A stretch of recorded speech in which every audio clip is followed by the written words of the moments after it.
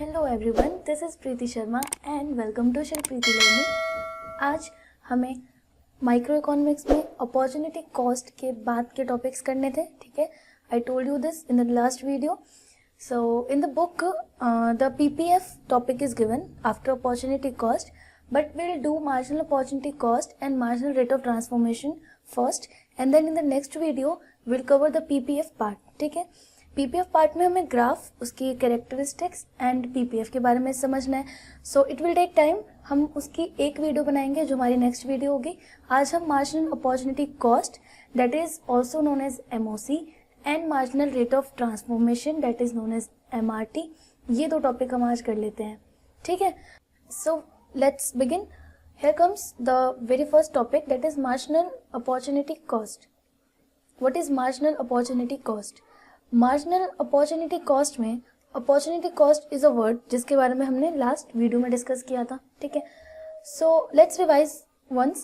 opportunity cost में हमने पढ़ा था due to scarcity of resources, क्योंकि इकोनॉमी में रिसोर्सेज की स्कारसिटी है.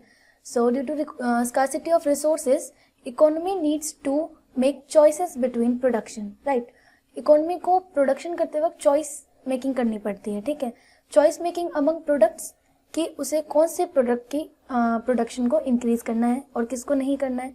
तो हमने अपॉर्चुनिटी कॉस्ट में पढ़ा कि कभी भी इकोनॉमी में अगर दो प्रोडक्ट्स प्रोड्यूस हो रहे हैं तो एक का प्रोडक्शन बढ़ाने के लिए दूसरे के प्रोडक्शन को हमें गिराना पड़ता है, क्योंकि हमारे पास रिसोर्सेज लिमिटेड है.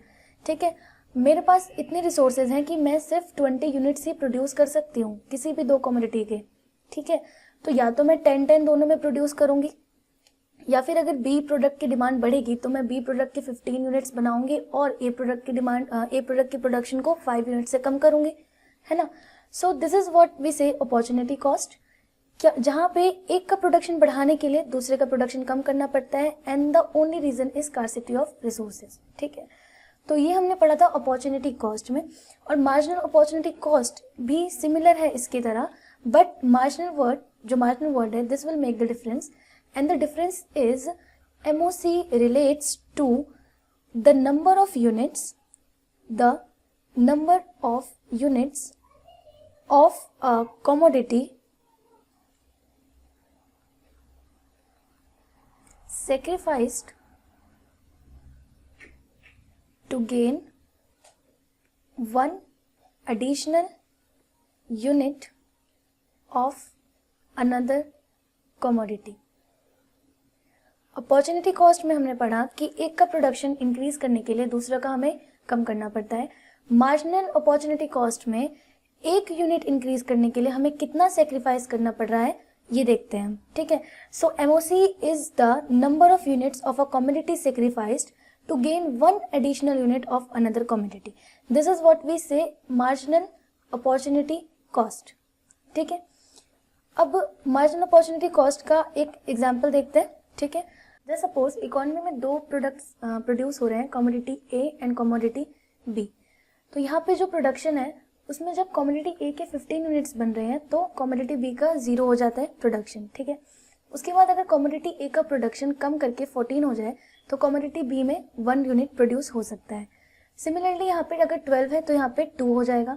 अगर 9 कमोडिटी A प्रोड्यूस हो रहा है तो 3 यूनिट्स कमोडिटी B का प्रोड्यूस होगा. तो ये एक टेबल है, इसमें हमें MOC फाइंड आउट करना है.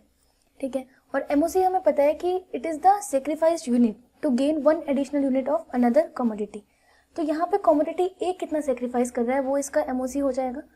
सो इफ़ वी सी, यहाँ पे पहले कमोडिटी जो 15 यूनिट्स प्रोड्यूस हुआ तब तो इसके ऊपर का प्रोडक्शन हमें पता नहीं, तो यहाँ पे पहले तो डैश.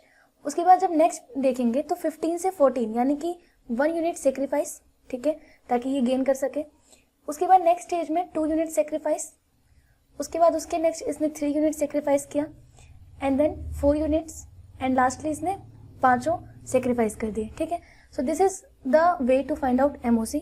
जो यूनिट सेक्रीफाइस किए हैं यूनिट सेक्रीफाइस को आपको निकालना है, and that is the MOC. ठीक है, नेक्स्ट करते हैं. Next topic is marginal rate of transformation that is MRT. Topic number 2, marginal rate of transformation. इसका शॉर्ट फॉर्म है MRT. Marginal rate of transformation का मतलब क्या होगा? एमओसी यानी कि मार्जिनल अपॉर्चुनिटी कॉस्ट, उसमें हम नंबर ऑफ यूनिट सेक्रीफाइस देख रहे थे। यहाँ पे रेट ऑफ ट्रांसफॉर्मेशन में हम रेशियो देखते हैं कि किस रेशियो में सेक्रीफाइस और गेन हो रहा है, ठीक है। So MRT refers to the ratio of number of units of a commodity sacrificed to gain an additional unit of another commodity. That means the ratio of sacrificed unit and the gained unit, ठीक है। ये होता है हमारा MRT। इसको हम लिख सकते हैं, MRT को हम लिख सकते हैं यूनिट्स सेक्रीफाइस्ड, जितना सेक्रीफाइस किया, ठीक है, ओवर यूनिट्स गेन्ड, ठीक है। और चेंज इनको हम डेल्टा से रिप्रेजेंट करते हैं, change in unit sacrifice and change in units gain, कितना गेन किया। तो इसको एक एग्जांपल से करते हैं। Here comes the example. इसमें देखते हैं, यहाँ पे इकोनॉमी ने फिर से दो प्रोडक्ट्स प्रोड्यूस करी, दो commodity A and commodity B, ठीक है। इसमें हमें एमआरटी निकालना है। तो सबसे पहले हम इसमें देखें तो कमोडिटी ए का जो प्रोडक्शन है वो कमोडिटी बी के प्रोडक्शन से रिलेटेड है। कैसे? जैसे जैसे बी का प्रोडक्शन डाउन हो रहा है वैसे वैसे कमोडिटी ए का प्रोडक्शन बढ़ रहा है, ठीक है। तो इसमें हमें एमआरटी निकालना है और एमआरटी में हमने देखा कि जितना यूनिट सेक्रीफाइस है ओवर जितना यूनिट गेन्ड है, ठीक है, मीन्स इनका रेशियो। तो हमें यहाँ पे ऐसे ही करना है, unit sacrifice and unit gained का रेशियो निकालना है। तो यहाँ पे देखिए तो कमोडिटी ए पहले स्टेज पे 0 है, ठीक है, डैश। नेक्स्ट स्टेज पे कमोडिटी ए में 1 यूनिट प्लस हो रहा है और कमोडिटी बी में 1 यूनिट माइनस हो रहा है। इसका मतलब ये हुआ कि डेल्टा सेक्रीफाइस मीन्स कि जो सेक्रीफाइस्ड यूनिट है वो है 1b क्यों? 1 यूनिट सेक्रीफाइस हो रहा है बी कमोडिटी का, इसलिए 1b रेशियो, और उसके बाद गेन कर रहा है ए 1 यूनिट। तो इसको इस तरीके से लिखते हैं। इसका मीनिंग ये हुआ क्योंकि जो रेशियो है वो सेक्रीफाइस ओवर गेन है, इसका मतलब बी कमोडिटी एक सेक्रीफाइस कर रहा है और ए कमोडिटी एक गेन कर रहा है, ठीक है। नेक्स्ट स्टेज में देखें तो इसने फिर से 1 गेन करा और बी ने इस बार 2 लॉस करा है, यानी कि बी में आएगा 2b और 1 में और ए में आएगा 1a, ठीक है।